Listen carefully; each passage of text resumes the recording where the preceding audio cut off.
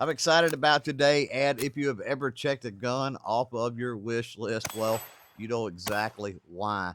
A few months back, I was at the SAR range event at the Range in McKinney, found a smoking deal on one that has been on my wish list for some time now. I had to bring it home today. We're going to talk about it. Let's go. Let's take a closer look here at the Beretta 76. This target, a competition style pistol from back in the day, chambered 422 long rifle, made from 71 through 85. So this is an old gal that has not been manufactured in quite a number of years, and two different variations of this as far as I know, all right-handed models. Notice the thumb ledge here for the right hand. As far as I know, they did not make left-handed versions, and that's kind of evident by the controls and things. You do not have ambi controls on this at all. So they did not intend, I guess, for left-handed shooters to use this. And maybe Italians, this being Beretta, maybe Italians. Are there any left-handed Italians out there? Maybe there's not. I don't know. If you're Italian and you're left-handed, chime in down below. Let me know. But yeah, with the grips, this was actually a plastic grip model, and I have, of course, opted for those nice wood grips because they just look better, in my opinion. Now, the interesting, or one of the interesting, many interesting actually things about this is the magazine. Right here is the magazine release. And if that's not weird enough, we'll get it out. And you can see that the frame stops short of the end of the grips here. And then so on the magazine, we have a spacer. This is, by the way, 10-shot magazine, pretty standard for target style, competition style pistols, of course. But yeah, the location of the release along with that spacer, really weird features on this thing. One of the neat things too about that magazine button is notice it's fairly recessed into the grip there. And so you don't have to really worry about where you would have a traditional mag release maybe up here bumping that mag release. I can put my palm on the grip right there, and I am not in any way coming in contact with that mag release. So while that is kind of a weird feature on this thing, for a competition style setting, maybe that was just a more practical design, or at least the Italians, the Beretta folks thought that was a more practical design. Phenomenal trigger on this, and it being a competition target model totally makes sense. This thing comes in pull weight or so definitely less than 2 pounds, which is insane for factory production model.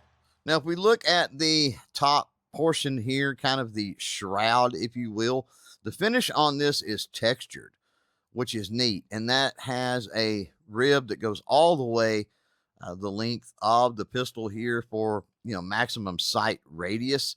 You can see there we do have the fully adjustable rear sight, and that is going to be a duh moment because it is target, it is competition, got to have a good sight.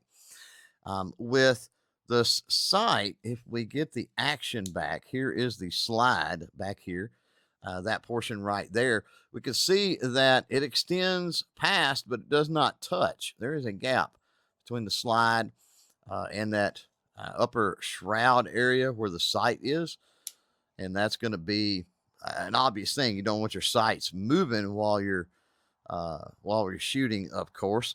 And then if we look at all the various controls, we've got our slide lock, slide stop, and our safety there as well. Now, I've been trying to take better care of my health, and shout out to our friends at Nutra Authority for helping me accomplish that goal.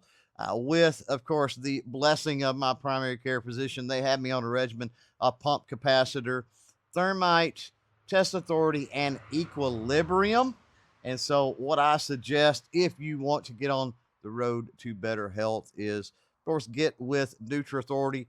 They're going to walk you through all of the different options that they have and what might work best for your specific situation. then take that to your primary care physician, of course. Get that vetted and get on the road to better health today.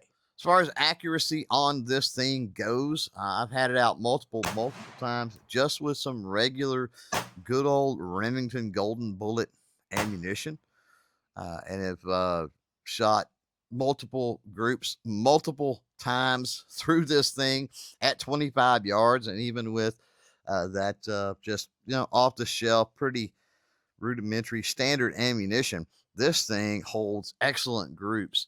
Going to be interesting at some point maybe to put this up against my Smith & Wesson Model 41 and see how it does. I don't know.